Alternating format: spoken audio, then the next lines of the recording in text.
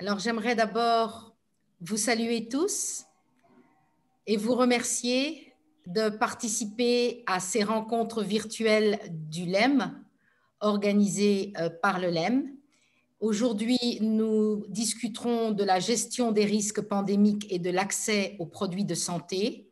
Et pour ce faire, nous avons réuni une table ronde prestigieuse qui débutera par les mots d'introduction du directeur général du LEM, Monsieur Philippe Lamoureux. Et pour les personnes qui souhaitent écouter les échanges en langue anglaise, nous vous rappelons qu'en bas de votre écran sur la droite, vous avez une petite icône qui représente une map monde sous lequel est indiqué le mot interprétation. Et en cliquant sur cette icône, vous aurez le choix entre la langue française et la langue anglaise. Nous allons tout de suite donner la parole au directeur général du LEM, Monsieur Philippe Lamoureux. Merci beaucoup, Catherine. Messieurs les ministres, Monsieur le directeur général de l'Organisation mondiale de la santé, Excellences, Mesdames et Messieurs les ambassadeurs, Mesdames et Messieurs, chers amis. Je suis tout d'abord très heureux de constater la forte participation de la communauté francophone à cette réunion, malgré le format, un format virtuel, mais votre présence manifeste l'intérêt de la réunion de ce jour. Vous vous rappelez peut-être qu'en 2020, lors de notre précédente rencontre virtuelle, nous avions beaucoup appris de l'Afrique en discutant notamment de la façon dont elle gérait de façon très, très innovante l'épidémie de Covid-19. Rappelez-vous, le docteur Moetti, directrice régionale de l'OMS Afro, avait souligné la capacité dont avaient fait preuve les pays africains pour mettre à profit leur expérience en termes de gestion de crise et notamment leur expérience au plan épidémiologique. On avait bien vu que l'Afrique avait su réadapter ses infrastructures et qu'elle avait su tirer profit de tout ce qu'elle avait pu tirer comme enseignement d'épidémies comme la poliomyélite, comme Ebola, pour faire face à la Covid-19. Et le docteur Mikolo, ancien ministre de la Santé et de la Population du Congo, avait évoqué, par exemple, les solutions numériques et notamment l'utilisation de WhatsApp pour mieux informer les populations. Donc aujourd'hui, bien évidemment, nous ne sommes pas sortis de la crise, mais nous pouvons, je crois, d'ores et déjà tirer quelques enseignements de la gestion mondiale de cette pandémie. Et nous pouvons, ça va être, je crois, l'objet de ces tables rondes, réfléchir ensemble à la façon dont nous pourrions mieux nous préparer pour faire face aux futures flambées épidémiques.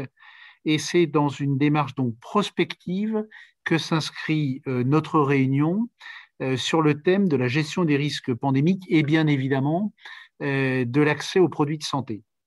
Le directeur général de l'OMS, le docteur Tedros Adhanom Ghebreyesus, vous vous en souvenez, honoré nos rencontres de sa présence précédemment et il nous a fait l'amitié et le plaisir d'enregistrer une vidéo que vous allez découvrir dans quelques instants.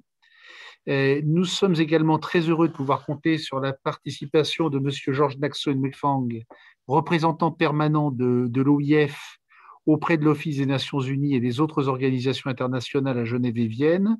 Je voudrais évidemment saluer la présence des ministres de la Santé francophones avec lesquels nous travaillons. Je leur suis particulièrement reconnaissant d'être parmi nous aujourd'hui pour échanger de leurs expériences et nous faire part de leurs recommandations.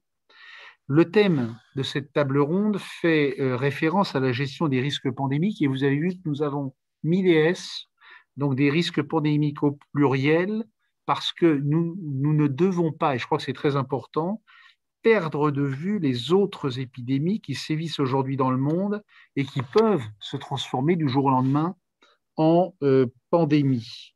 Chaque année, il faut quand même se rappeler, malgré cette actualité de la Covid, que 2,5 millions de personnes meurent encore du sida, du paludisme, de la tuberculose.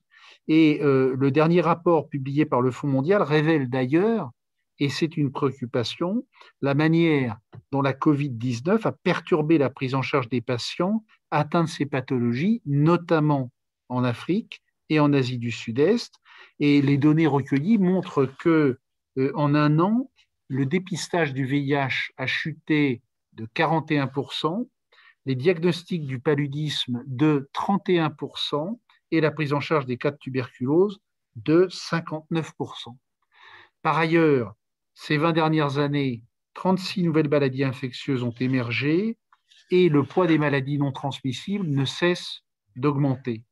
Donc l'enjeu majeur, mais il faut reconnaître que cet enjeu est complexe pour notre industrie, c'est de pouvoir s'inscrire dans la prévention en étendant le spectre de ces axes de recherche et surtout en multipliant les partenariats pour pouvoir répondre rapidement aux défis des nouvelles infections. Aujourd'hui encore, 1200 médicaments sont en développement dans le domaine des maladies infectieuses, 5700 en oncologie, neurologie et immunologie. On compte également 1200 médicaments et 300 vaccins en cours de recherche et développement uniquement pour la Covid-19. À l'échelle mondiale, le plan R&D Blueprint de l'OMS permet d'accélérer les activités de recherche et de développement en améliorant la coordination entre les scientifiques, les entreprises et les professionnels de santé. Ce plan, il a été activé à plusieurs reprises pour faire face à Ebola, pour faire face au MERS-CoV et plus récemment pour la Covid-19. Au niveau européen, enfin, les entreprises prennent également part à l'initiative Médicaments innovants, IMI. Ce projet qui a permis de renforcer et soutenir 100 projets de collaboration entre les chercheurs, les industriels, les académiques et tous les acteurs de l'écosystème d'innovation en santé, les patients, les autorités de santé, les agences, les startups évidemment. Et donc, il y a aujourd'hui 200 mécanismes à l'origine de maladies qui ont, par cette initiative, pu être déchiffrés. D'ailleurs, les conclusions de plusieurs travaux dirigés sous l'égide de l'IMI se sont montrées très précieuses pour faire face au nouveau coronavirus, notamment celle du projet BioVacSafe consacré à l'amélioration de la sécurité des vaccins, celle du projet Advance centré sur la mise à disposition rapide de données de recherche clinique sur les vaccins. Et donc, depuis les débuts de la pandémie, et c'est un point sur lequel j'insiste, et vous verrez que le docteur Tedros insiste aussi, et je crois qu'il a parfaitement raison, les partenariats entre le secteur public et le secteur privé à l'échelle mondiale se sont multipliés. Les entreprises travaillent de concert avec les autorités de santé publique mondiale, l'Union européenne, l'OMS, Gavi, le Fonds mondial, les centres de surveillance et de contrôle épidémiologique, les CDC, la BARDA américaine, les universités, les instituts de recherche du monde entier. Le deuxième enjeu, évidemment, on ne va pas l'évacuer dans notre journée ou notre après-midi de réunion, c'est la question de l'accès aux produits de santé. Et je voudrais insister sur un point, c'est sur le fait que depuis notre dernière réunion, de nombreux accords ont été conclus à travers le monde pour accroître la production des vaccins et des traitements avec les sites déjà opérationnels qui respectent ces critères. 3 éléments. Premier élément, les entreprises ont réalisé 275 accords de fabrication et de production, dont 214 supposent un transfert de technologie. Ce qui montre, je crois, la volonté du secteur d'assurer la disponibilité des vaccins pour tous le plus rapidement possible. Deuxième élément, nous avons mobilisé l'ensemble des capacités mondiales de production pour doubler la production mondiale de vaccins, doubler en un an la production mondiale de vaccins. On est passé de 5 milliards à 10 milliards en moins d'un an pour produire le vaccin contre le Covid-19, en plus des autres vaccins qu'il faut continuer à rendre disponibles, la rougeole, Ebola, la grippe, vous le savez. Enfin, dernier élément, et c'est un vrai sujet de préoccupation pour nous, il faut non seulement développer la production comme nous l'avons fait, mais il faut être capable de soutenir cette production malgré les tensions croissantes en matière d'approvisionnement en matières premières. Enfin, je rappelle que les entreprises du médicament sont engagées auprès de l'OMS dans le cadre de l'initiative ACTA depuis son lancement en avril 2020, mais la mise à disposition des vaccins, je le dis très clairement ici, pour tous, ne peut se faire sans solidarité internationale. la coopération entre les États pour le partage équitable des doses et le renforcement des capacités locales de distribution est essentiel. Par ailleurs, si le dispositif COVAX est l'un des piliers essentiels d'ACTA, il ne faut pas perdre de vue l'importance des autres leviers. Le FMI rappelait récemment, par exemple, le besoin en tests diagnostiques, en solutions thérapeutiques, le renforcement des systèmes de santé pour faire face à la pandémie. Donc le vaccin n'est pas tout.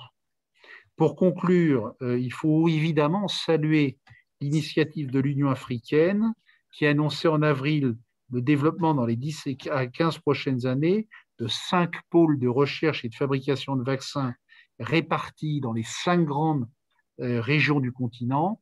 Je crois que c'est un objectif que nous tenons à saluer, que nous partageons, mais on est dans une échelle de temps qui ne correspond pas tout à fait à l'urgence pandémique. Il faut aujourd'hui effectivement tout faire pour vacciner le plus rapidement possible la plus large population.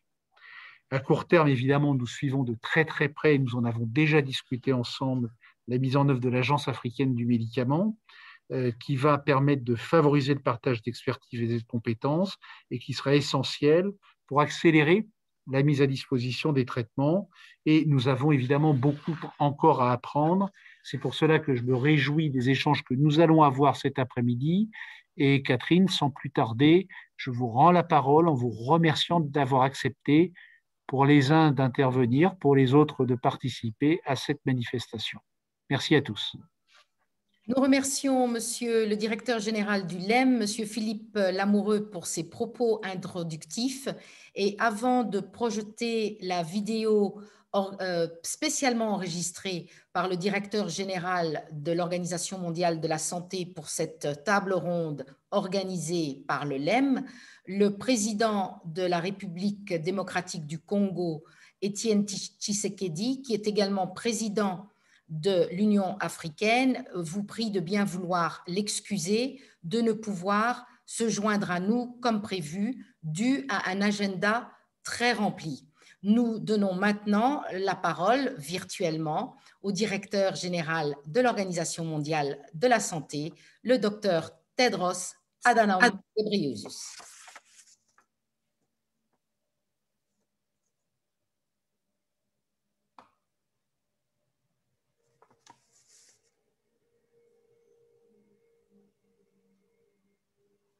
Esteemed guests, bonjour à tous. My thanks to LIM for convening today's meeting.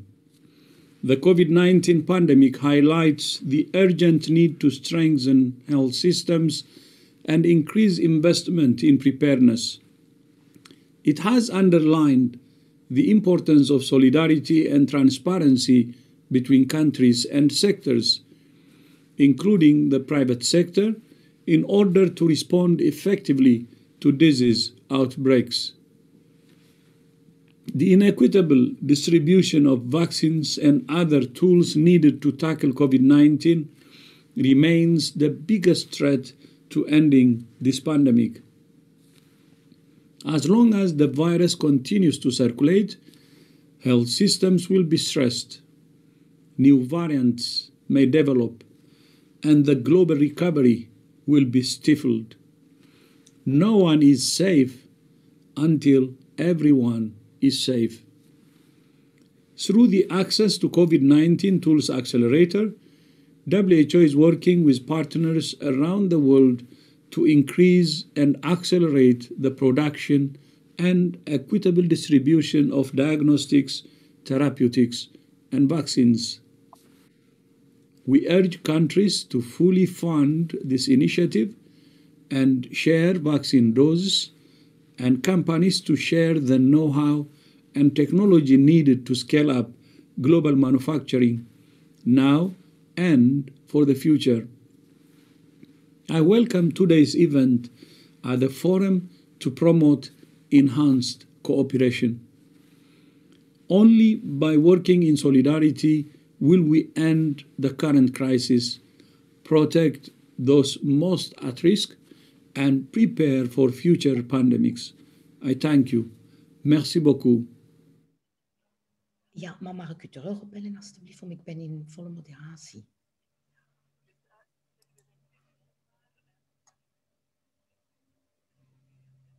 Ja, dank u, dank u.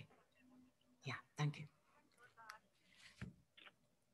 Nous remercions le directeur général de l'Organisation mondiale de la santé, le docteur Tedros, d'avoir enregistré spécialement cette vidéo à l'attention des participants de ces rencontres virtuelles du LEM. Et maintenant, nous allons donner la parole à M. Georges Naxeux-Nguéfan, qui est le représentant permanent de l'Organisation internationale de la francophonie auprès des Nations unies à Genève et des autres organisations internationales en Suisse et en Autriche. Monsieur le représentant permanent, nous vous donnons la parole. Merci infiniment, Madame Fiancran Bokonga. Excellences, Mesdames et Messieurs, tout d'abord, permettez-moi de vous dire combien l'Organisation internationale de la francophonie est heureuse de partager cette tribune virtuelle avec autant d'éminentes personnalités autour d'une thématique d'actualité. Je voudrais remercier au nom de l'OIF les entreprises des médicaments, l'EM, et saluer son président, M. Philippe Lamoureux, pour l'initiative de cette rencontre qui, comme les précédentes, offre une opportunité à la communauté francophone de se mobiliser et d'échanger autour d'une question d'intérêt commun en matière de santé publique, à quelques jours, bien évidemment, de la 74e session de l'Assemblée mondiale de la santé.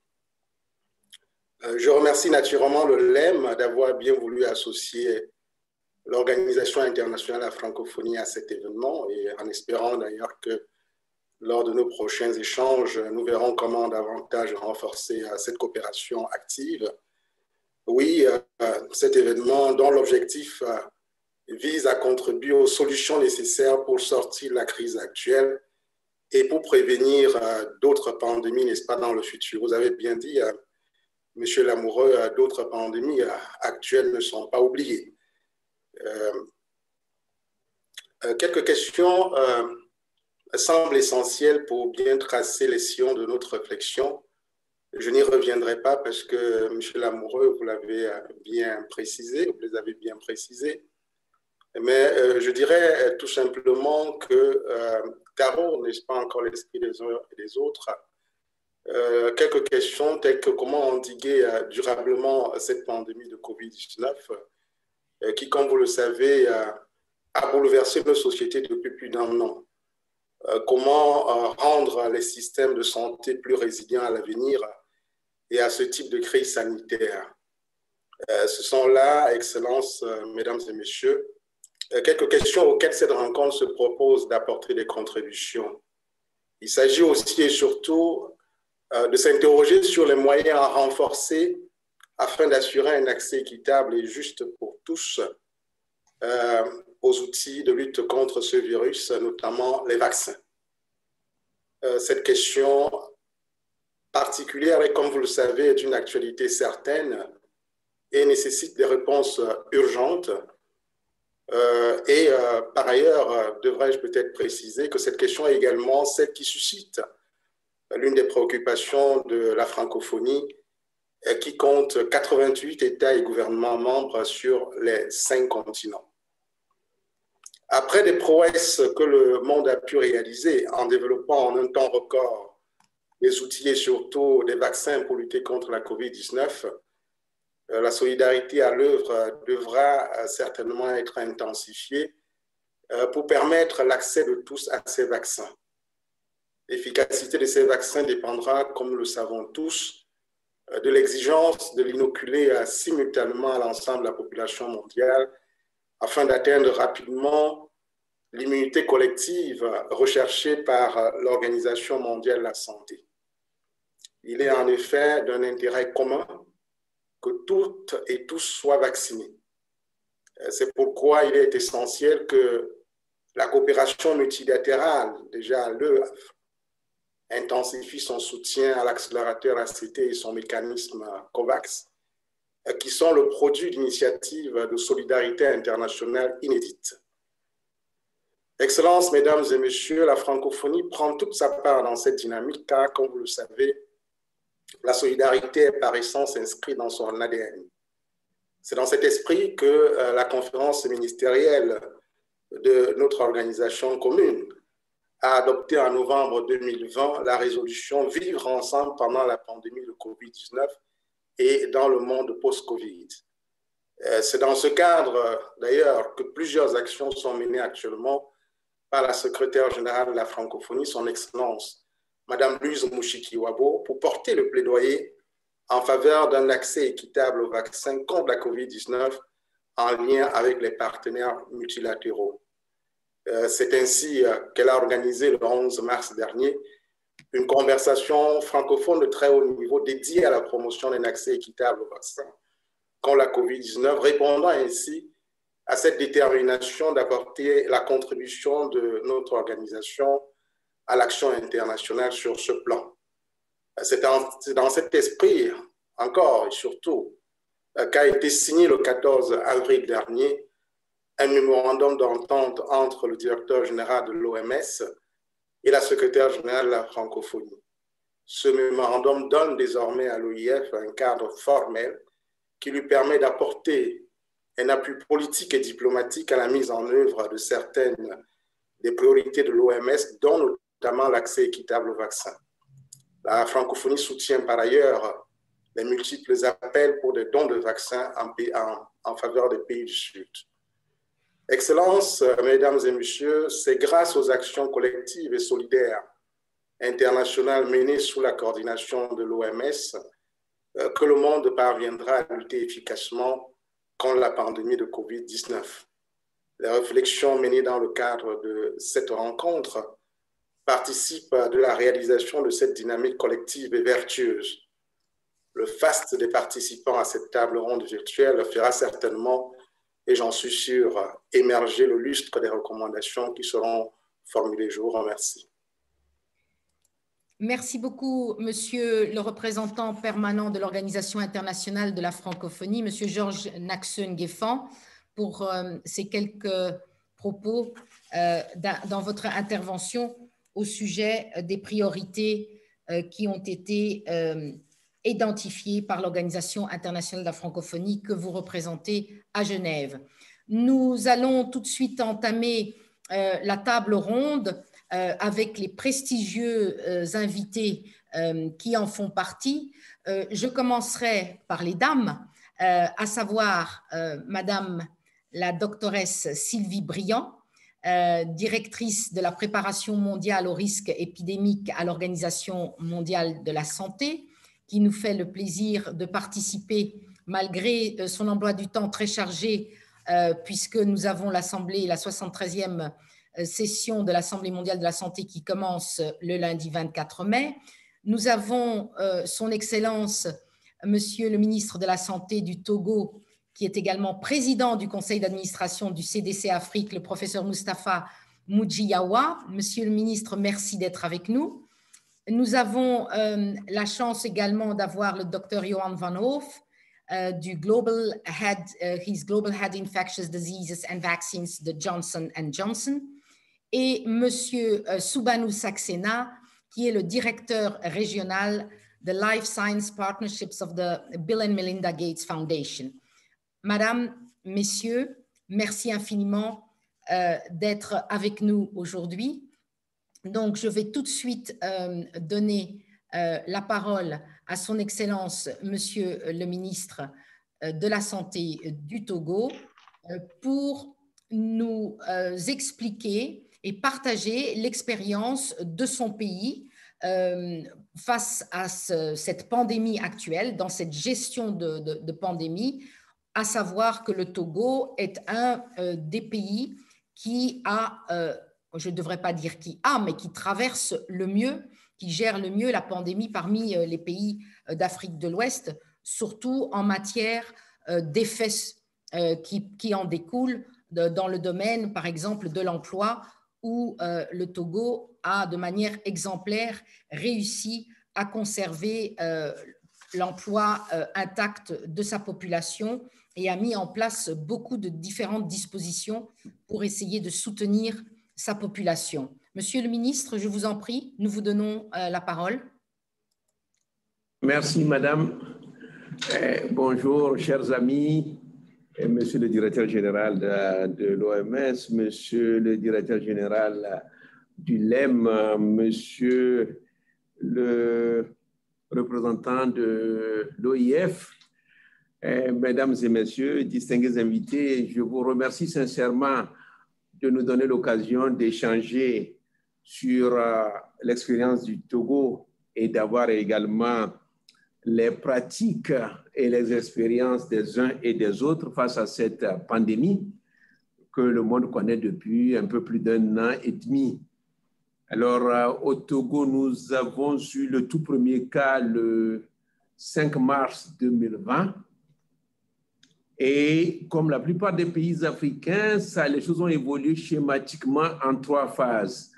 L'année 2020 avec l'impression que l'Afrique est relativement épargnée par rapport au reste du monde.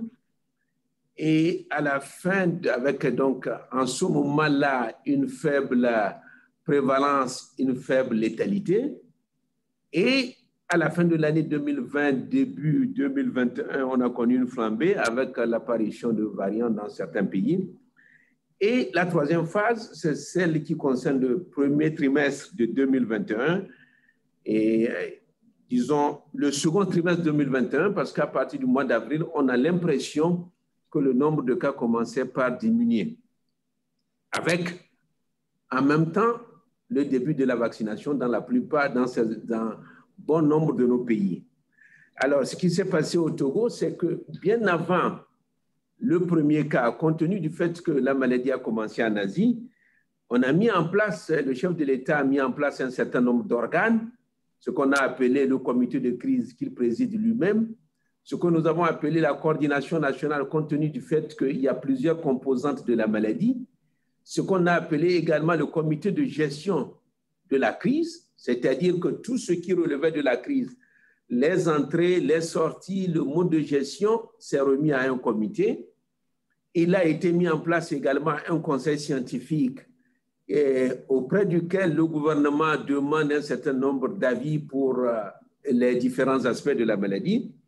Et à côté de tout ça, on a pris un certain nombre de dispositions juridiques et institutionnelles pour donner au gouvernement la possibilité légale de prendre un certain nombre de mesures sans recourir à un vote de loi. Donc, il y a eu l'état d'urgence, par exemple, ça entrait dans ce cadre-là. Alors, donc, lorsqu'on a mis en place tout ça, il y a eu la réhabilitation des infrastructures sanitaires pour répondre à la pandémie. Il y a eu également un certain nombre de mesures socio-économiques qui ont été prises pour faire amortir le choc. Par exemple, il y a eu, pour les couches les plus démunies, on a facilité l'accès à l'électricité, l'accès à l'eau. On a mis en place une sorte d'assistance sociale par un système de transfert monétaire pour les couches les plus démunies. Et tout ceci pour amortir le choc économique. Et vis-à-vis des entreprises également, il y a un certain nombre de facilités de crédit qui ont été accordées et ce qui leur permet de garder le maximum d'emplois possible. Alors, lorsque nous avons mis en place tout ça, et il y a bien sûr les mesures barrières pour lesquelles nous avons été amenés à prendre même des dispositions drastiques, le bouclage, le couvre-feu par endroit. Et les moments des fêtes, nous avons renforcé le dispositif. Il a été mis en place une force anti-pandémie avec des forces de l'ordre qui veillent au respect des mesures barrières. Et ceci jusqu'à ce que n'apparaissent les possibilités de vaccin. Et là, il y a eu 4 pistes. La première, c'est le fait que le pays a adhéré sur instruction du chef de l'État à des initiatives internationales comme l'initiative COVAX. Le pays a adhéré à des initiatives régionales comme l'initiative VIRAT pour l'Union africaine. Et il y a aussi le fait que le pays a mis en branle ses relations bilatérales. Et enfin, il y a eu de l'achat de vaccins sur fonds propres, la commande de vaccins sur fonds propres. Si bien que par ce biais-là, nous avons eu, notamment par l'initiative COVAX et par l'Union africaine, nous avons eu un total de 276 000 doses d'AstraZeneca. Et le 10 mars 2021, nous avons lancé la campagne de vaccination, en commençant par le personnel de santé, puis les 50 ans et plus du Grand Lomé, puis les 30 à 50 ans du Grand Lomé avec comorbidité, et enfin, dans la plupart des régions, dans toutes les régions du Togo, chez les plus de 30 ans. Si bien qu'au bout d'un mois, et disons au bout de 6-8 semaines, nous avons épuisé les 276 000 doses avec la vaccination de 95% du personnel de santé. Donc, il y a eu une adhésion du personnel de santé qui est au nombre de 34 000. 95% ont adhéré. Et aujourd'hui, d'ailleurs, les 276 000 doses de vaccins, nous avons vacciné 102% de personnes. C'est-à-dire que, compte tenu du conditionnement du vaccin, il y a des flacons qui contenaient non pas 10 doses, mais 11 ou 12. Donc, l'utilisation a été tellement minutieuse que nous avons vacciné plus de personnes que de doses de vaccins disponibles. Et depuis hier, nous avons commencé la deuxième dose parce que nous avons eu 140 000 autres doses via l'initiative COVAX. Et donc, nous allons faire la deuxième dose avec le même canevas que la première. C'est-à-dire que là, nous avons fini le personnel de santé. Nous allons finir le personnel de santé probablement demain. Et dès mardi prochain, nous allons nous attaquer aux 50 ans et plus, puis après aux personnes avec comorbidité, la population carcérale, etc. Et fait remarquable, nous avons enregistré des effets secondaires mineurs, tous réversibles, parce que nous avons en même temps mis en branle tout le système de pharmacovigilance. Alors, maintenant, quand on voit tout ça, pour ce qui est de la vaccination, il y a une précision qu'il faut dire, c'est que nous avons adopté la stratégie fixe, la stratégie mobile et la stratégie avancée. La stratégie fixe, c'est dans les formations sanitaires. La stratégie avancée, c'est 5 km autour d'une formation sanitaire. Et la stratégie avancée, c'est au-delà. Donc, pour assurer une équité dans l'accès au vaccin. Sans oublier une chose qui est capitale aussi que nous avons utilisée, c'est que toute personne devant être vaccinée doit être enrôlée sur une plateforme numérique. Et après, donc, il y a une inscription sur cette plateforme. Une fois que la personne est vaccinée, elle est enregistrée. Et c'est vrai que nous avons connu quelques difficultés au démarrage, si bien qu'aujourd'hui, nous avons enregistré sur la plateforme 70% des personnes vaccinées. Et nous continuons progressivement par faire en sorte que la totalité des personnes vaccinées soit enregistrée. Alors, maintenant, quelles leçons peut-on tirer à ce stade-là? C'est vrai que l'Afrique paraît moins touchée pour un certain nombre de raisons complexes, mais ceci ne doit pas nous conduire à dormir sur nos lauriers. Il faudra que la stratégie que nous avons mise en place, qu'elle soit maintenue et renforcée. C'est vrai aussi que l'Afrique bénéficie d'une chose qui est capitale qu'on oublie souvent, c'est que nous, du fait du profil des maladies que nous connaissons, nous avons un système de vaccination qui est là en permanence depuis des décennies. Chaque année, nous vaccinons. Donc, il a fallu tout simplement réactiver le système existant et l'adapter à la pandémie.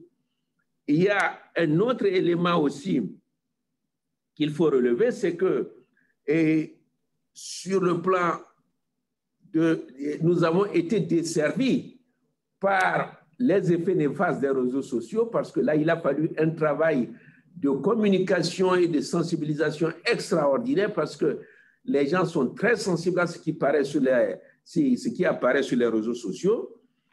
Et également, un autre phénomène que nous avons connu, contre lequel nous nous battons, c'est que, aussi bien pour ce qui est des tests, aussi bien pour ce qui est du matériel de protection, aussi bien pour ce qui est du vaccin, il y a des marchands d'illusions avec le risque du faux. Et c'est ce qui fait que toutes les initiatives qui vont concourir à combattre ces médicaments falsifiés et de qualité inférieure, le Togo adhère totalement et ça va en droite ligne de l'initiative de Lomé qui a eu lieu ici à Lomé l'année dernière. Et c'est ce qui fait que nous avons engagé notre dossier pour ce qui est de l'adhésion à Médicrime et de l'adhésion à l'Agence africaine du médicament. Et je dois saluer ici la très bonne contribution de la Fondation Brazzaville, avec qui nous travaillons de façon très étroite dans la mise en œuvre de la déclaration de Lomé, avec, dans les prochains mois, la signature de l'accord cadre par les différents pays. Et la semaine prochaine, dans les jours qui viennent d'ailleurs, on aura des visioconférences sur ce sujet-là. Maintenant, ce qu'il y a aussi, c'est que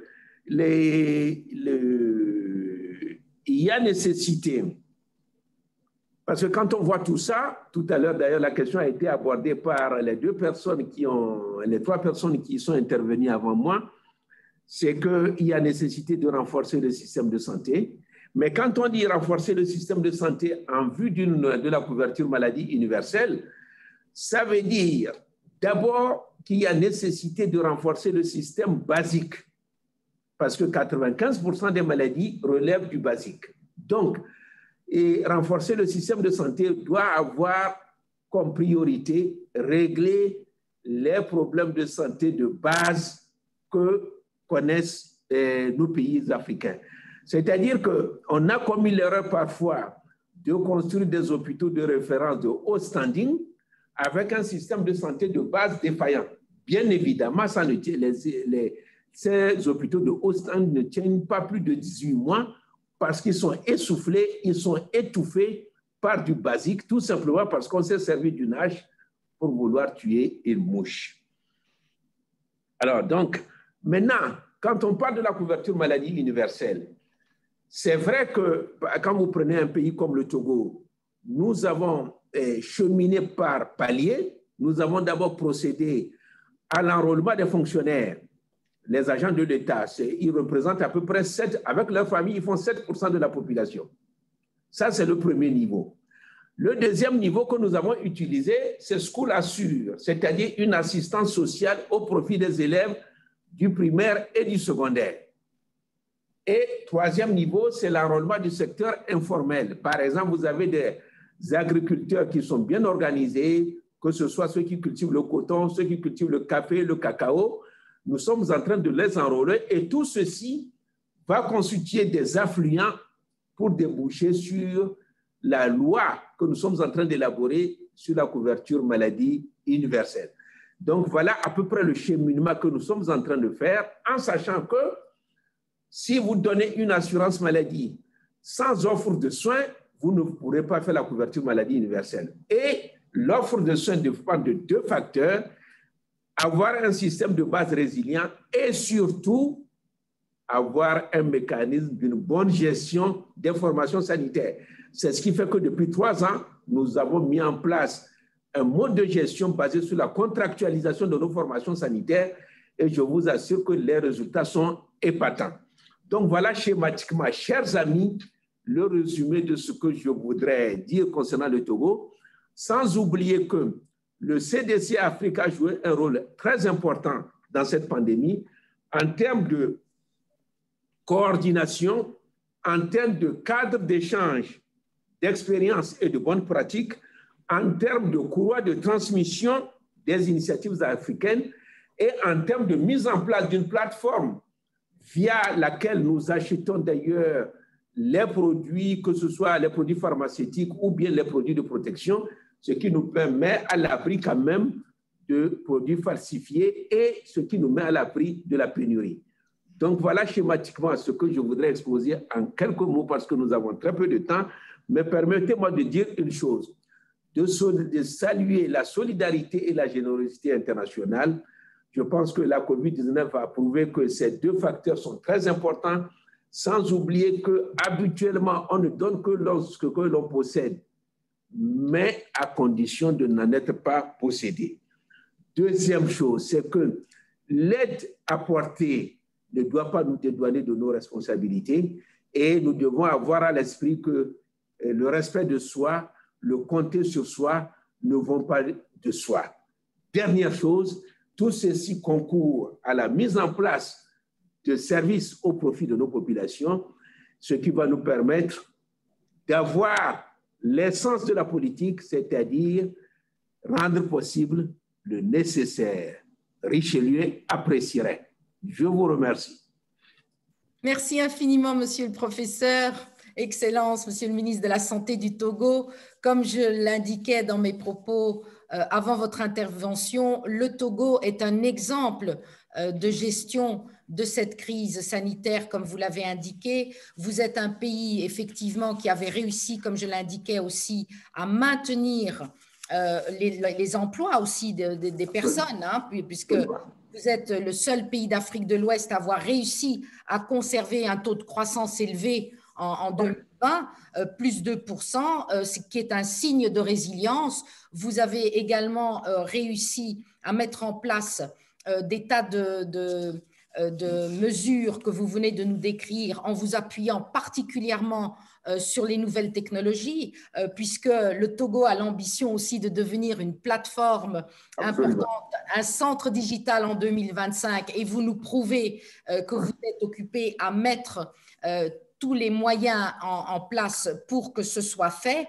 Et nous vous remercions également d'avoir expliqué la manière et donner des exemples de différents programmes comme le Novici Cash Transfer et les autres programmes de portefeuille digital où vous avez distribué plus de 13 milliards de francs CFA aux personnes les plus vulnérables, il ne faut pas l'oublier, et également utilisé pour tracer les personnes positives et les cas contacts. Et maintenant, je vais me tourner vers Madame le docteur Sylvie Briand, puisque vous avez évoqué dans cette très intéressant, on va dire, conséquences et manière de gérer ce risque, enfin, je devrais dire la pandémie, puisque ce n'est pas un risque actuellement, c'est une pandémie qui est toujours en cours. Je me tourne vers le docteur Sylvie Briand, qui est la directrice de la préparation mondiale au risque épidémique de l'Organisation mondiale de la santé. Vous avez évoqué la problématique de ce qu'on appelle la désinformation, ou ce que le docteur Tedros, directeur général de l'Organisation mondiale de la santé, a appelé l'infodémie. Le docteur Sylvie Briand est active dans différents domaines et elle est une ardente défendresse justement d'une meilleure communication pour éviter la désinformation, la mauvaise communication. L'OMS n'arrête pas de le répéter au cours de ses conférences de presse et de ses interventions. Il est important de continuer à respecter le port du masque, la distance. Madame Briand, Madame le docteur Briand, vous avez la parole. Je vous remercie. Voilà, on vous voit. Merci infiniment d'être avec nous, docteur. Merci beaucoup, Madame Fiankan Bokonga, Monsieur le représentant permanent de l'OIF, Monsieur le directeur général du LEM, Monsieur Mouji Yawa, Dr Van Hove, Dr Saxena, Mesdames et Messieurs. C'est un grand honneur pour moi de pouvoir parler aujourd'hui à cette conférence et surtout pour parler de l'infodémie. Parce que en fait, l'infodémie, c'est un phénomène, en fait, c'est un tsunami d'informations qui accompagne toutes les épidémies. Donc, ce n'est pas un phénomène nouveau en soi, puisqu'on l'a vu toujours de l'infodémie à chaque fois qu'on a une épidémie, et que ce soit des épidémies de choléra, des épidémies d'Ebola, des épidémies de fièvre jaune. On a toujours cette infodémie qui est concomitante de l'épidémie. Mais avec Covid-19, l'infodémie a pris un visage un peu différent. liée en particulier au fait que maintenant, tout le monde est presque tout le monde est connecté. En tous les cas, 56% de la population mondiale est connectée à Internet. Donc, plus de la moitié de la planète vit dans deux mondes. Un monde physique où on parle face à face et en fait de moins en moins, je dirais plutôt de masque à masque en ce moment dans la plupart des pays et puis un monde virtuel en fait où on échange aussi des informations et donc ça donne à l'infodémie cette nouvelle teneur durant cette pandémie de Covid-19 qui rend en fait la gestion de cette infodémie extrêmement compliquée. Alors, évidemment, on voit traîner beaucoup de nouveaux mots, des fake news, etc. Bon, mais en fait, je pense qu'il faut peut-être ramener les choses à ce qu'elles sont, ce qu'on connaît bien. En fait, il s'agit de rumeurs, et les rumeurs ont toujours existé. Mais maintenant, en fait, ces rumeurs, parce qu'elles sont transmises sur des réseaux sociaux, en fait, elles voyagent beaucoup plus vite et elles touchent des millions, voire des milliards de personnes quasiment instantanément. Et donc, ça rend leur gestion difficile, d'une part, par la vitesse et l'intensité en fait de la communication autour de ces rumeurs, mais aussi par le fait qu'elles sont facilement mondiales. Et on voit bien que, par exemple, un questionnement autour de certains vaccins dans certains pays peut rapidement dégénérer et entraîner beaucoup de peur et de panique dans d'autres pays qui ne sont pas forcément, qui n'utilisent même pas forcément ce type de vaccin. Donc, très important en fait de gérer cette infodémie au mieux. En tenant compte de ces innovations technologiques qui sont, je dirais, une arme à double tranchant.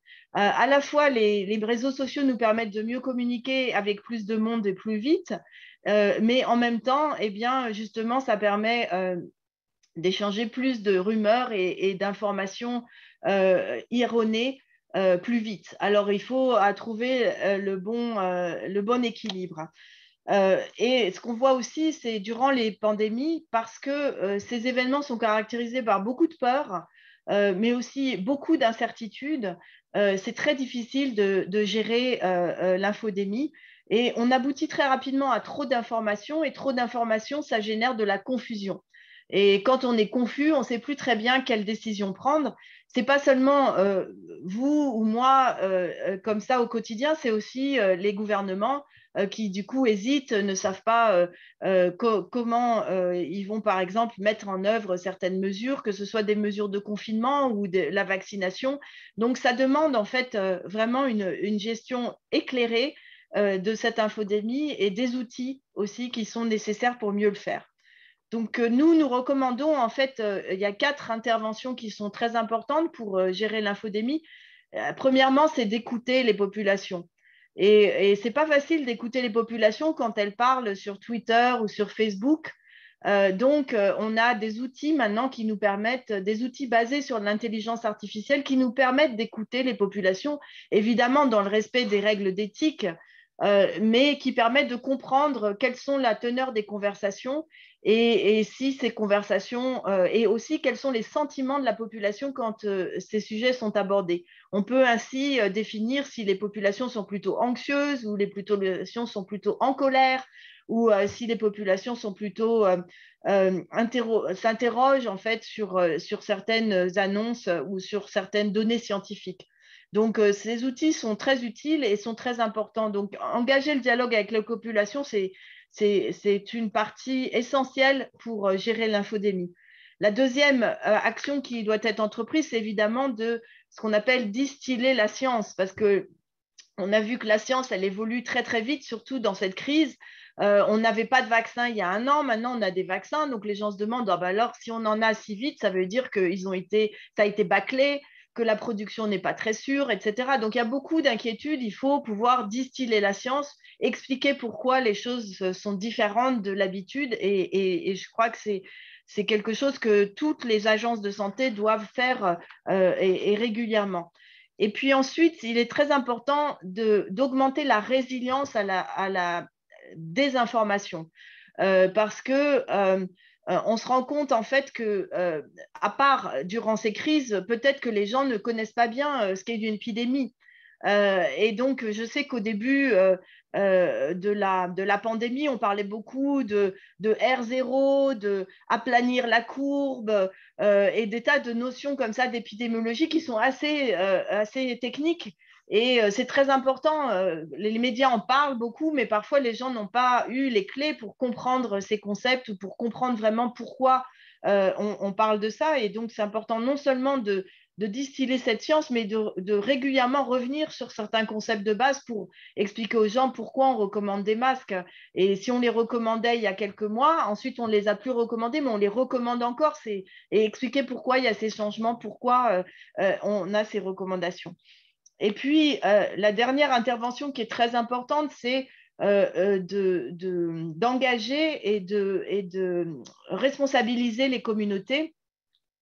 Comme disait à la conférence précédente où j'étais, c'était une conférence du Commonwealth, et le ministre de la Santé d'Afrique du Sud disait ce qui est important, c'est que dans ces ripostes aux épidémies, c'est un engagement de toute la société. Et donc, c'est très important d'engager effectivement les leaders communautaires, les responsables religieux, etc. Tout le monde a en fait un rôle à jouer dans la riposte et a un rôle à jouer aussi dans l'infodémie. Et donc, c'est très important d'engager ces communautés, de donner le moyen aux gens aussi d'être leur propre gestionnaire du risque, de comprendre quel est le risque et de pouvoir eux-mêmes prendre les bonnes interventions et les bonnes décisions. Donc, tout cela paraît un peu compliqué, peut-être dit comme ça, mais en fait, on a vu durant cette pandémie qu'on avait tous collectivement fait beaucoup de progrès là-dessus et que donc, il faut qu'on continue les efforts en commun et s'assurer surtout qu'on n'accroît pas les inéquités, en fait, parce que quand on parle d'inégalité d'accès aux vaccins ou aux diagnostics, je pense qu'il faut aussi avoir bien conscience que l'innovation technologique dans le domaine de l'information et de la communication peut aussi engendrer des inégalités et qu'il faut donc s'en préoccuper maintenant, pas une fois qu'elles seront installées, et être sûr que les gens puissent avoir accès à la bonne information au bon moment, au bon format et à travers les meilleurs canaux de communication. Et je pense que c'est pour ça qu'il faut absolument qu'on travaille ensemble pour s'assurer que ces inéquités ne vont pas s'accroître au cours de la crise, mais bien qu'on va pouvoir les réduire. Voilà, je vous remercie beaucoup. Docteur Briand, merci infiniment pour cette intervention tellement claire, limpide et qui nous ramène au quotidien, parce qu'il est vrai que lorsqu'on allume sa télévision, sa radio, ou bien qu'on soit sur son téléphone portable, il y a un flot d'informations qui arrive dans toutes les langues, dans tous les dialectes possibles, que tout le monde prétend être devenu scientifique par un don exceptionnel, et que effectivement, comme vous l'indiquez, vous ainsi que vos collègues, le docteur Maria Van Kerkhove, le docteur Mike Ryan, le directeur général de l'OMS, le docteur Tedros, bien que vous fassiez des efforts incroyable et que vous soyez à la disposition des populations mondiales jour et nuit depuis le début de l'épidémie et puis du passage à la pandémie,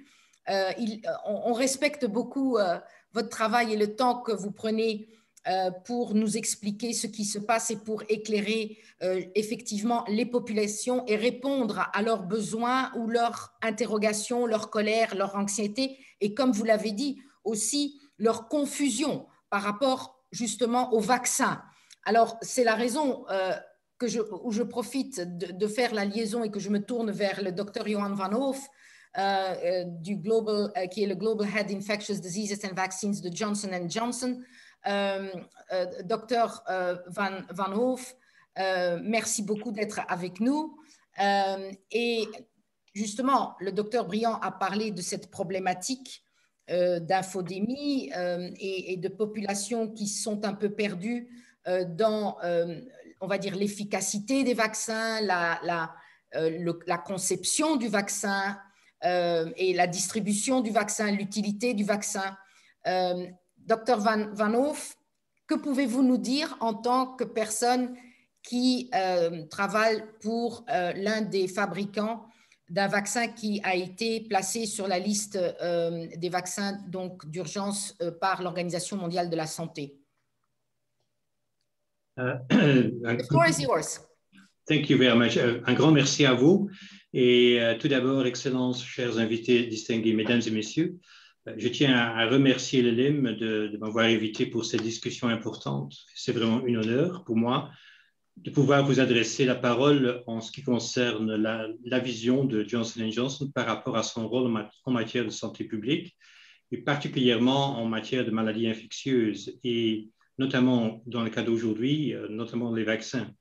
Je veux en particulier vous parler de notre expérience dans ce domaine, de l'importance des partenariats publics et privés qui jouent d'ailleurs aussi un rôle très important en ce qui concerne la transparence sur l'information. Et je veux également vous parler de nos engagements spécifiques en Afrique et finalement de ne pas oublier d'adresser aussi la question comment se préparer pour la prochaine pandémie. Comme beaucoup de nos collègues dans l'industrie pharmaceutique, chez Johnson & Johnson, nous estimons qu'il est de notre devoir de protéger les populations les plus vulnérables contre les maladies infectieuses les plus complexes et les plus répandues dans le monde. Donc, notre rôle de pionnier dans la lutte contre la tuberculose, le VIH, l'Ebola et Zika peut effectivement témoigner d'une longue tradition d'innovation constante en matière de santé publique. Et le fait qu'on a pu travailler tellement vite dans le domaine du COVID-19 est grâce au fait qu'on a déjà pas mal d'expérience, notamment dans le cas d'Ebola. Effectivement, en réponse à l'épidémie d'Ebola en Afrique de l'Ouest de 2014 à 2016, les scientifiques de chez nous ont accéléré le développement d'un vaccin, forgé de nouveaux partenariats publics-privés et nous nous sommes mobilisés pour mener de multiples études cliniques sur 3 continents, y compris en Afrique de l'Ouest, où les besoins étaient les plus conséquents. Et donc, lorsqu'une autre épidémie d'Ebola s'est apparue en 2018, notre société a de nouveau réagi en faisant des dons de doses à la République démocratique du Congo et à la République du Rwanda. Pas plus tard que la semaine dernière, l'OMS et le gouvernement de la Sierra Leone ont lancé un programme clinique d'accès précoce pour empêcher la propagation d'Ebola en Afrique de l'Ouest. Donc, l'OMS a également accordé le statut de préqualification à notre vaccin contre le virus d'Ebola, ce qui permettra d'accélérer son enregistrement aussi dans les pays critiques. Notre héritage dans le domaine de la santé publique comprend également des avancées majeures en termes de traitements innovants pour le VIH et la tuberculose. Depuis plus de 10 ans, nous nous sommes engagés également à développer un vaccin qui permettrait, s'il réussit, de mettre un terme définitif à l'épidémie de VIH. C'est pourquoi, avec l'appui de multiples partenaires mondiaux, nous faisons progresser les études sur notre candidat vaccin contre le VIH, qui est maintenant déjà en phase finale et il est vraiment le vaccin le clinique le plus avancé. Tout cela nous a permis d'accélérer le développement sur le COVID-19. Pour COVID-19, dès le début de l'épidémie, nous avons compris comme principe que personne n'est en sécurité tant que le monde entier ne l'est pas, et nous sommes fiers de pouvoir contribuer aux efforts mondiaux de lutte contre cette pandémie, et ceci par le biais d'un vaccin, mais aussi par nos travaux dans le domaine des traitements efficaces.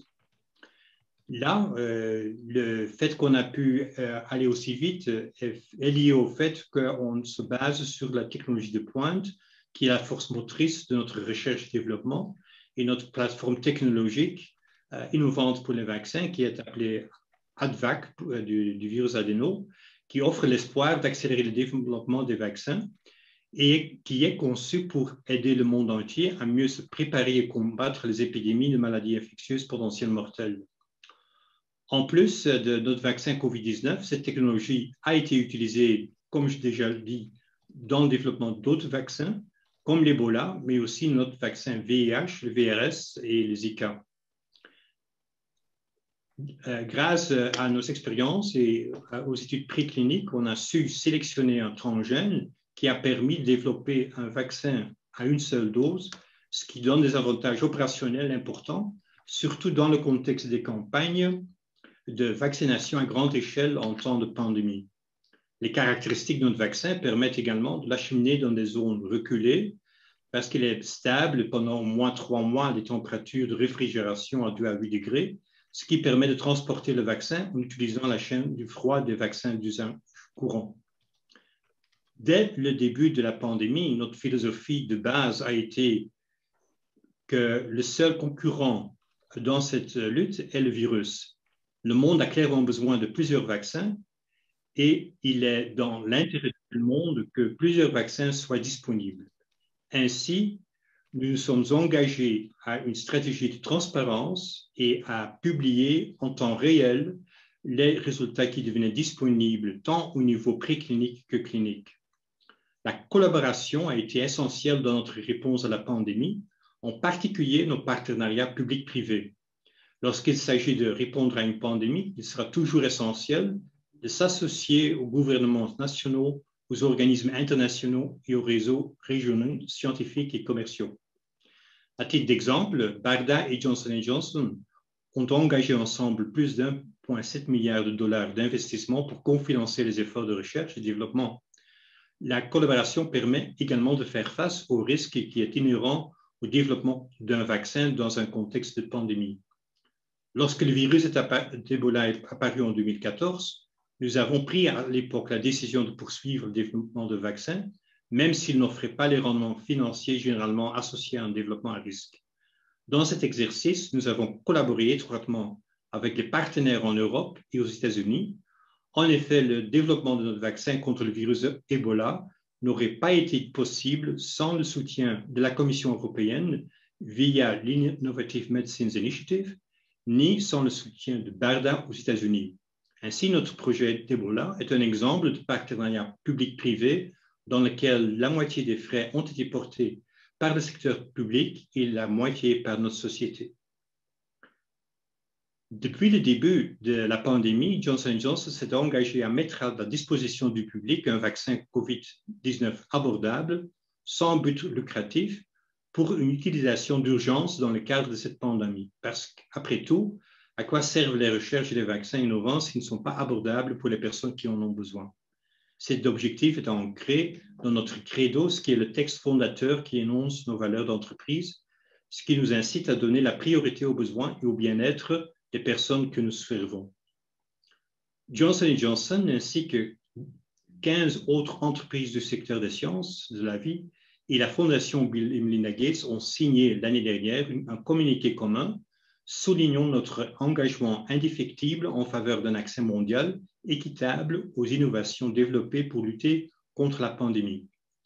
Depuis longtemps, nous sommes en interaction avec Gavi, l'Alliance pour les vaccins, et dans cet esprit, nous soutenons fortement l'installation de COVAX. En total, nous nous sommes engagés à fournir jusqu'à 5 millions de doses de vaccins aux pays à faible revenu, passant par l'installation COVAX. Nous reconnaissons également l'impact de plus en plus grave du Covid en Afrique, ainsi que l'émergence et la propagation continue d'un variant préoccupant, particulièrement en Afrique du Sud. Fin février, nous avons conclu un accord avec le gouvernement d'Afrique du Sud pour fournir 11 millions de doses de notre candidat vaccin COVID-19 et en collaboration avec le ministère de la Santé et son conseil de recherche médicale, nous avons lancé une étude qui, à ce jour, a permis de vacciner plus de 480 000 professionnels de santé de première ligne et d'autres personnels essentiels du système de santé. L'étude, qui est appelée Sisonke, ce qui signifie ensemble en zoulou, vise à surveiller l'efficacité du vaccin expérimental unidose pour prévenir les hospitalisations et les décès graves dus au COVID-19. Le mois suivant, nous avons conclu un accord d'achat anticipé avec le African Vaccine Acquisition Trust pour mettre à disposition des 55 États membres de l'Union africaine jusqu'en 2022 jusqu'à 400 millions de doses de notre vaccin unidose. Nous pensons que notre soutien à l'installation COVAX, combiné à des accords complémentaires avec des pays et des régions du monde entier, contribuera à accélérer les progrès au niveau mondial afin de mettre un terme à la pandémie de COVID-19. Finalement, pour l'avenir, nous préparons à de futures pandémies en réagissant à l'émergence de nouvelles données scientifiques, en poursuivant nos recherches sur la réponse immunitaire aux agents pathogènes respiratoires et en évaluant les combinaisons de différents mécanismes d'action afin d'être prêts lorsque la prochaine crise mondiale de santé publique se produira. Nous sommes fiers d'avoir cofondé le réseau d'action contre la pandémie, Pandemic Action Network, aux côtés de la Fondation Bill et Melinda Gates, afin de lancer un mouvement mondial visant à accélérer la fin de la pandémie de COVID-19 et à améliorer notre état de préparation pour stopper les futures pandémies. Cette initiative plaidera en faveur de changements politiques et d'augmentation du soutien des ressources afin que les pays soient mieux préparés à prévenir, détecter et répondre aux menaces de pandémie. Je vous remercie.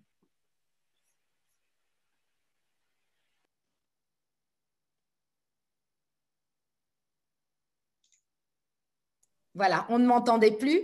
Merci d'avoir réactivé mon micro. Je disais, Monsieur Johan Van Hoof, merci beaucoup pour cette intervention fort intéressante qui a permis aussi de découvrir, j'en suis persuadée, l'étendue des recherches que Johnson & Johnson effectue depuis de nombreuses années et qui, grâce à ces recherches, vous ont permis d'aboutir sur un vaccin contre la COVID. Et merci aussi beaucoup d'avoir ouvert différentes voies de discussion sur l'importance, par exemple, des partenariats publics et privés. Vous l'avez indiqué vous-même que votre entité Johnson & Johnson a des partenariats avec la Bill and Melinda Gates Foundation. Et c'est la raison pour laquelle je me tourne vers notre invité, Monsieur Subhanu Saxena. Sir, my apologies for your title because you are in fact Director of the Innovation Introduction Team at the Bill and Melinda Gates Foundation. So the floor is yours. And so maybe you could elaborate a little bit about what your foundation is doing and the collaboration in order to tackle the virus and the pandemic. Thank you. Merci beaucoup, Catherine. Mesdames et messieurs les ministres, mesdames et messieurs les dignitaires de santé des pays francophones, cher Philippe Lamoureux et collaborateur du LEM, chers collègues, mesdames et messieurs, je remercie le LEM d'avoir la gentillesse de m'inviter à nouveau. J'y vois un signe de l'intérêt qui est porté au travail de la Fondation Gates. Je n'ai pas beaucoup de l'occasion de parler en français depuis 2019 et comme vous, j'ai passé beaucoup de temps à discuter avec des écrans comme ça depuis 2 ans, mais on va essayer de parler en français maintenant. La dernière fois que vous m'aviez invité, il y a 2 ans donc, je vous avais parlé de soutien de la Fondation Gates à la lutte contre la tuberculose. Ça continue, mais aujourd'hui, dans le contexte que nous connaissons tous, je vais surtout vous parler du COVID, mais je veux également souligner l'importance pour la Fondation du renforcement des systèmes de santé africains. La pandémie de COVID a créé une terrible crise humanitaire et elle continue à représenter un défi majeur pour les acteurs de la santé. Il a fallu trouver les solutions pour le diagnostic, la prévention et le traitement de l'infection à coronavirus et les trouver très vite. La Fondation Gates est un catalyseur de l'innovation pour la santé. Le rôle d'un catalyseur est de rendre possible et d'accélérer les processus. De ce fait, nous nous sommes retrouvés très fortement impliqués et la Fondation a dépensé près de 2 milliards de dollars depuis le début de la pandémie pour découvrir et mettre en œuvre des solutions, surtout pour les pays les plus démunis. Notre force est d'être capable de mettre en place des financements flexibles et rapides, de tester des idées et que d'autres ne pourraient pas soutenir, de précipiter des innovations qui prendraient trop longtemps et émerger sans notre intervention. Mais tout ce que nous faisons dépend de partenariats, comme vous avez déjà dit, que ce soit avec des organisations internationales, des autres fondations, des entreprises privées, des laboratoires de recherche, etc. Laissez-moi vous donner quelques exemples de ces partenariats en Afrique. Avec la Banque européenne d'investissement, nous avons financé le Africa Health Diagnostics Platform pour améliorer la capacité des laboratoires et de leurs outils diagnostiques, aussi bien dans le secteur privé que public. Pour le moment, seul le Ghana participe à cette initiative en Afrique de l'Ouest, mais nous comptons bien y inclure d'autres pays de la région.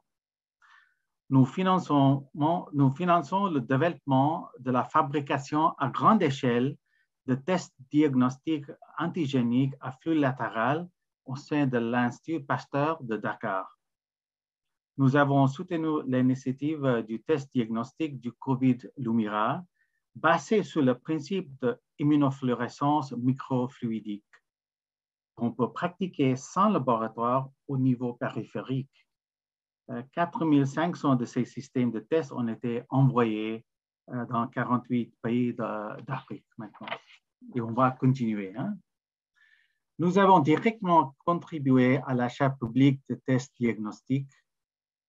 Notre but a été de garantir aux fabricants de tests un marché de taille suffisante qui leur permettre d'augmenter leur production tout en réduisant les prix grâce à des commandes de taille importante.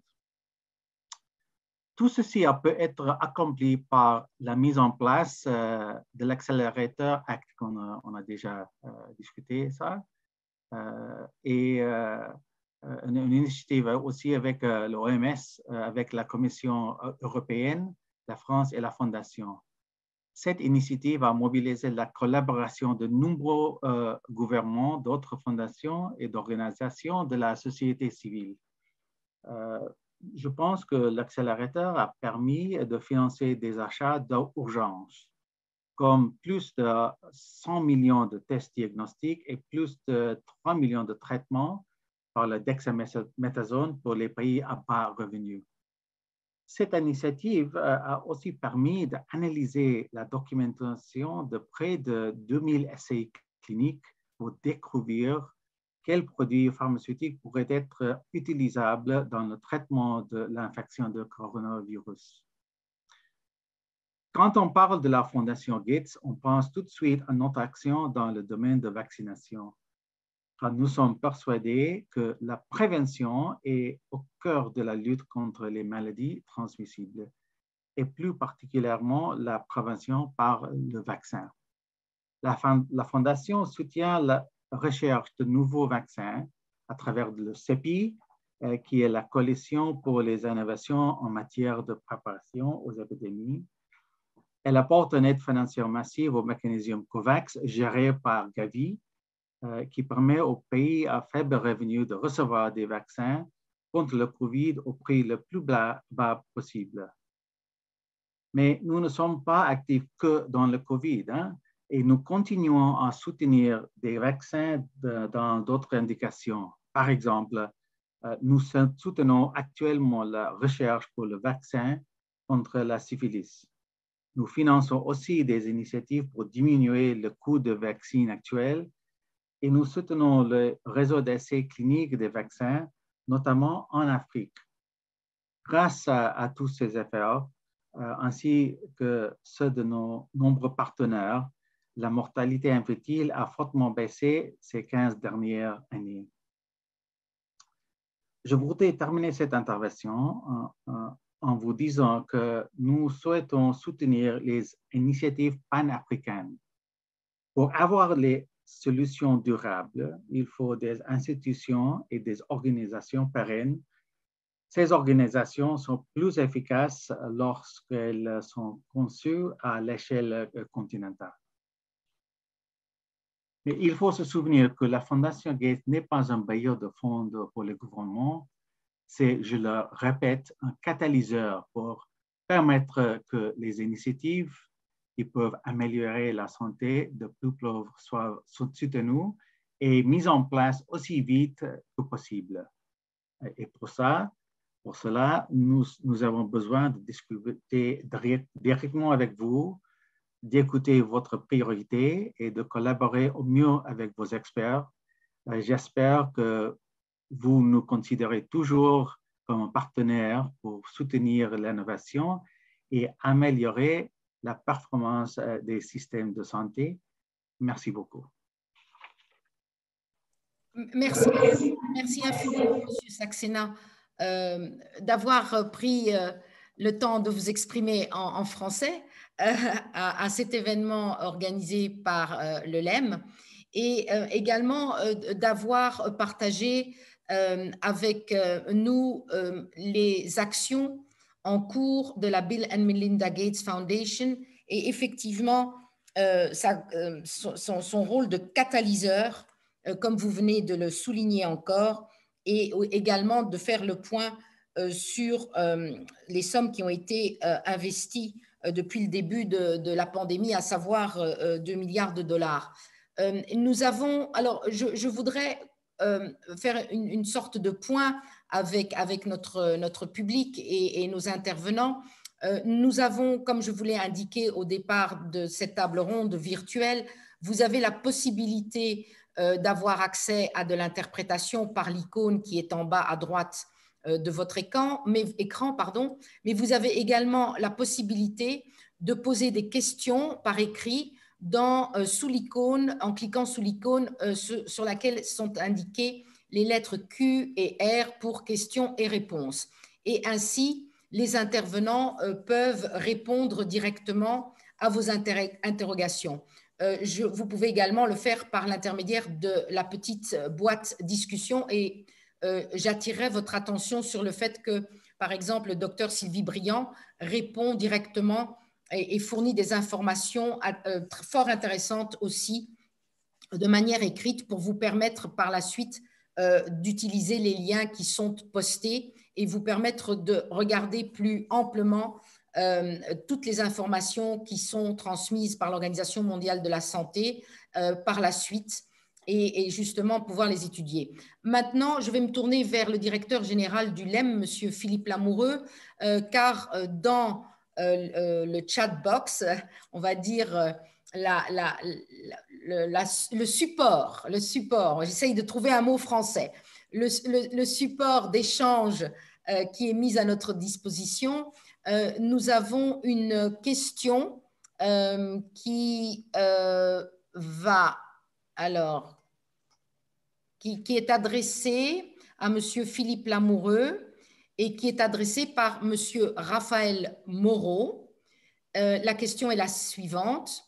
Pour répondre à l'enjeu d'accès au vaccin, vous avez mentionné la solidarité internationale, entre autres le programme COVAX ou ACT-A, les partenariats publics et privés, les outils digitaux. Quid des débats actuels autour d'une levée des brevets? Y voyez-vous un intérêt? Alors écoutez, cette question n'est absolument pas surprenante, bien entendu. Les positions de notre industrie, que ce soit au travers de sa fédération internationale, de sa fédération européenne ou du LEM, sont connues. Nous avons souvent eu l'occasion de dire que cette problématique est, de notre point de vue, bien sûr, une mauvaise réponse à une vraie question. Je pense que les goulets d'étranglement s'agissant de l'approvisionnement en vaccins sont réels, mais qu'ils tiennent plus aux capacités de production. Je donnais quelques chiffres tout à l'heure dans mon introduction en expliquant que nous avions doublé les capacités de production de vaccins dans un temps incroyablement court, mais également des difficultés d'ordre logistique. On en a beaucoup parlé s'agissant du continent africain. Au-delà, je rappelle que l'approvisionnement en matières premières est une préoccupation forte. Par ailleurs, mais vous le savez, les vaccins sont des produits extrêmement complexes à fabriquer. Il y a plusieurs centaines de composants qui rentrent dans la production d'un vaccin et donc n'importe quel site ne peut pas être qualifié pour fabriquer du vaccin. Après, ce qu'il faut relever également, c'est que quand on parle de tombée de brevet ou de licence, etc., on pense à des situations de monopole. Là, en l'occurrence, je crois que ce qu'a très bien montré M. Van Hoof dans sa présentation, et ce que nous savons tous, c'est que c'est l'inverse qui est en train de se passer. C'est-à-dire qu'en réalité, on est en face d'une efflorescence de recherche. Il y a 2500 essais cliniques, il y a 300 candidats vaccins aujourd'hui, et je crois qu'on a beaucoup plus intérêt à pousser à la recherche et au développement de ces nouveaux vaccins, de ces nouvelles solutions thérapeutiques, d'autant plus, et il faut le saluer, on ne l'a pas dit, l'OMS a fait une communication très importante sur l'efficacité des vaccins aujourd'hui, d'autant plus que nous ne sommes pas à l'abri de voir émerger un jour peut-être des variants, et nous serons résistants, et nous serons à ce moment-là très contents d'avoir diversifié et d'avoir incité au développement de nouveaux vaccins pour faire face à ces nouveaux enjeux. Dernier élément, parce que je ne voudrais pas être trop long dans ma réponse, mais je pense que je voudrais vous renvoyer aux conclusions du sommet sur le financement des économies africaines qui s'est tenu hier. Et lorsque l'on regarde les conclusions de ce sommet, je crois que la position qui a été adoptée par le président de la République française et par les ministres qui participaient et les chefs d'État qui participaient est une position sage. Donc, je vous lis ces conclusions parce qu'elles me paraissent résumer la situation. Nous nous efforcerons d'accélérer nos efforts pour faire en sorte que l'Afrique reçoive davantage de vaccins, notamment en partageant les doses, en soutenant les garanties de marché et en favorisant le commerce tout au long de la chaîne de valeur, ainsi qu'en développant les capacités locales nécessaires à la distribution des vaccins. Nous devons aussi, en partenariat avec les secteurs privés, accélérer la production de vaccins en renforçant les capacités locales sur le continent africain. Cela peut être facilité par un partage volontaire, et j'insiste sur le mot volontaire, de la propriété intellectuelle et par le transfert actif des technologies, du savoir-faire conformément aux cadres juridiques internationaux, etc., etc. Et donc, on a une position, je crois, internationale très mesurée qui répond parfaitement à la question posée et aux besoins des populations. Merci beaucoup, Philippe Lamoureux, pour cette réponse très précise et complète sur la question posée par Monsieur Moreau. J'ai une question du docteur Jean-Élie Malkin, qui est médecin épidémiologiste. Je lis sa question. Sur base de mon expérience en RDC, République démocratique du Congo, où je viens de passer 1 an comme conseiller à l'ambassade de France pour la lutte contre Ebola, la Covid et les autres épidémies, est-ce que la solution pour plus d'efficacité ne serait pas de créer dans les pays un guichet unique de prévention et de gestion des risques épidémiques de type agence ou institut qui aurait sous sa responsabilité conjointe et la gouvernance et les aspects opérationnels de la réponse? Alors, je ne sais pas si le docteur Briand souhaiterait répondre à cette question, ou Monsieur le ministre du Togo.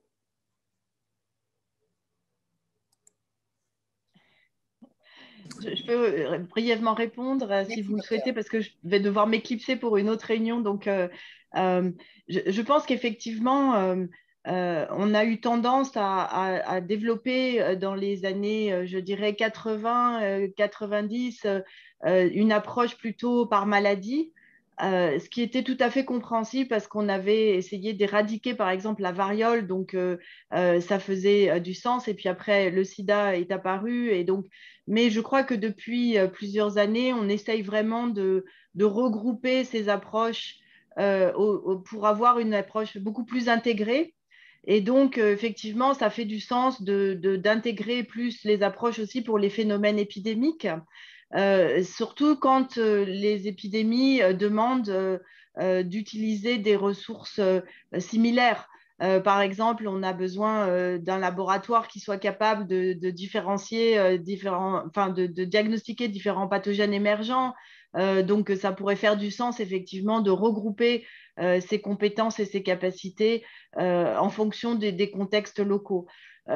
Par contre, il y a beaucoup de pays, par exemple, qui ont un Institut national de la santé publique et ils essayent justement de regrouper toutes ces capacités pour être sûr que justement on maximise les investissements et puis on favorise les synergies.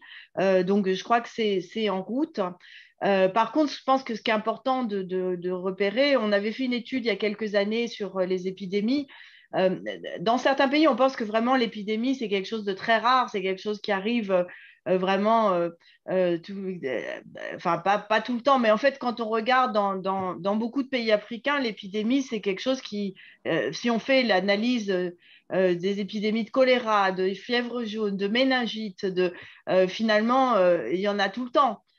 Et donc, c'est très important aussi de prendre en considération cette dimension qui est, c'est des crises en fait qui se répètent, qui sont un peu prolongées, et c'est très important aussi je pense, de soutenir les pays dans cet effort, parce qu'on voit bien que dans certains pays au nord, la pandémie vraiment a eu un impact très très important sur le système de santé. Donc, il faut imaginer que dans beaucoup de pays africains, le fait d'avoir constamment à lutter contre différentes épidémies qui arrivent si fréquemment, bah, c'est aussi un fardeau énorme pour le système de santé, pour les professionnels de santé.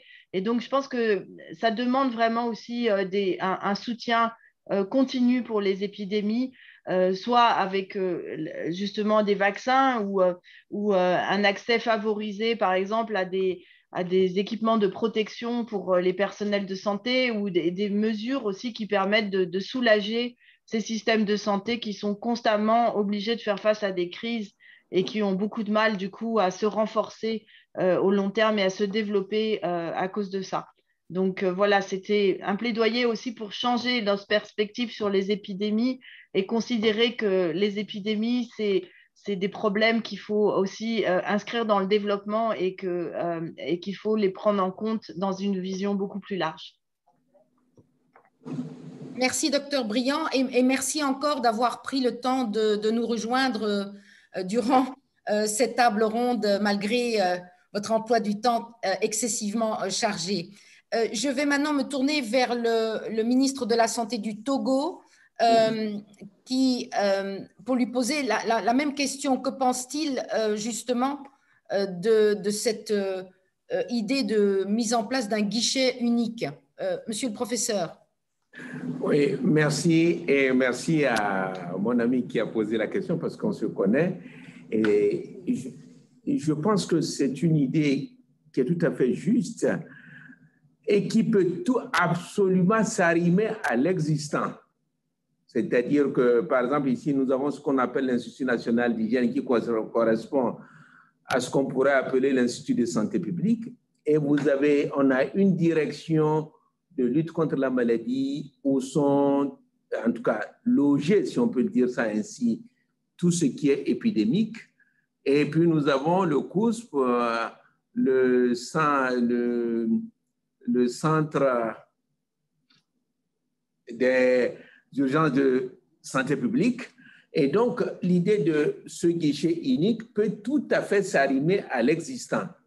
Parce que, compte tenu du fait que, comme vous l'avez très bien dit, nous, tout le temps, on a ce genre de phénomène, nous avons déjà, sur le plan structurel et sur le plan organigramme, des entités qui répondent à ça. Donc, l'idée du guichet irait très bien avec l'existant. C'est comme ça que moi, je vois ça, sans être dissocié de l'existant.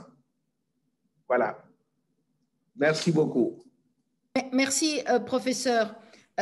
Nous avons une question adressée à Monsieur Johan Van Hoof, qui est posée par Monsieur Sam Clyde Mbikayi Mutindu, qui est très ému par l'intervention de Monsieur Johan Van Hoof, parce que cette intervention et ces paroles donnent beaucoup d'espoir aux patients par rapport au vaccin contre le VIH.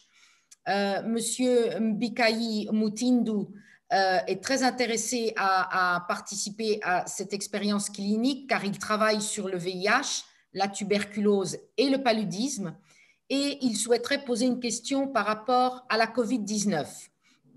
Il souhaite savoir si le vaccin produit par Johnson & Johnson, Janssen, et qui est réputé efficace et fiable.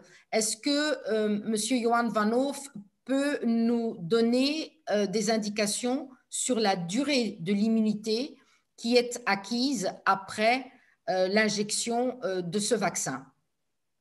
C'est une excellente question, une question qui est importante pour tous les vaccins. Comme on sait, l'expérience est limitée, donc on se base surtout des expériences du passé. La plateforme qu'on utilise, l'adénovirus, on l'a utilisé dans plusieurs de nos projets et là, on a constaté qu'il y a une persistance, très bonne persistance des réponses immunitaires, tant au niveau des anticorps que de la réponse cellulaire immunitaire. Donc, sur base de cela, on est de base assez optimiste que le niveau de protection immunitaire persistera un certain temps. Personne ne sait exactement combien de temps et c'est une question qui se pose pour tous les vaccins. Ce qui est bien d'observer, positif d'observer, c'est que les sujets qui ont été vaccinés l'année dernière, fin juillet, donc pas encore un an, mais on a quand même des données de suivi sur ces patients-là ou sur ces sujets. Et là, en ligne avec nos attentes, on observe qu'effectivement, la réponse est bien persistante, ce qui nous donne espoir que la protection persistera aussi. Il faut reconnaître que c'est un domaine qui évolue très vite, donc on devra observer dans quelle mesure c'est effectivement le cas. Comme vous savez, on a 2 études d'efficacité qui sont en cours. Il y en a une qui étudie la vaccination à une seule dose. On est en train de planifier une nouvelle analyse qui sera faite pendant l'été. Et donc, à ce moment-là, on pourra vérifier dans quelle mesure les observations qu'on a vues en janvier de cette année-ci se sont maintenues. Ça nous aidera aussi à définir si, oui, il faut un rappel et à quel moment. Mais donc, c'est une très bonne question qui, malheureusement, ne peut pas être répondue avec certitude aujourd'hui, mais il y a quand même des indicateurs assez prometteurs qui nous permettent d'avoir confiance dans dans le schéma à une dose et que la protection durera au moins d'un an. Mais une fois de plus, l'expérience nous le dira. Merci beaucoup, Monsieur Johan Van Hoof, pour cette réponse remplie d'espoir. Et je précise que la question qui avait été posée par Monsieur Sam Clyde Mbikayi Mutindu, Monsieur Sam Clyde est docteur, le Sam Clyde Mbikayi, et qui se trouve actuellement à Kinshasa, en République démocratique du Congo. Nous arrivons malheureusement au terme de cette table ronde qui est beaucoup trop courte vu l'importance des communications et des informations qui ont été données aujourd'hui. Je vais me tourner vers le directeur général du LEM, Monsieur Philippe Lamoureux, pour prononcer les propos de conclusion.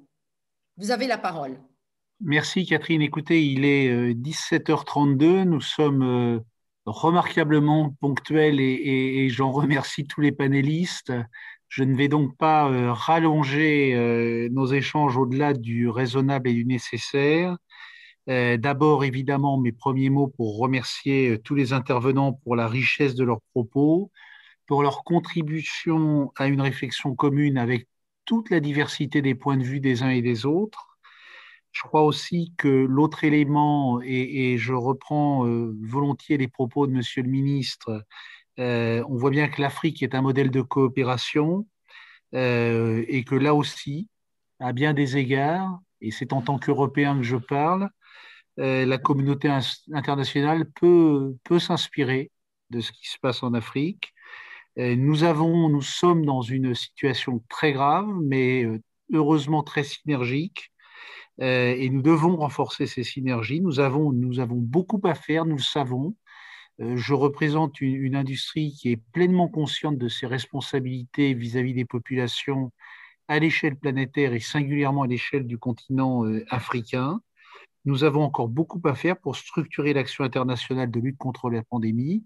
Et je pense que tous les acteurs qui étaient autour de cette table ont montré leur engagement et leur volonté de travailler la main dans la main.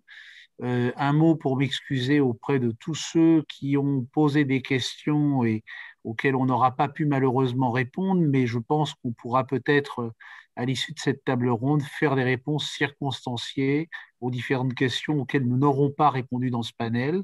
Je vous remercie tous et je vous donne rendez-vous pour notre prochaine manifestation. À très bientôt.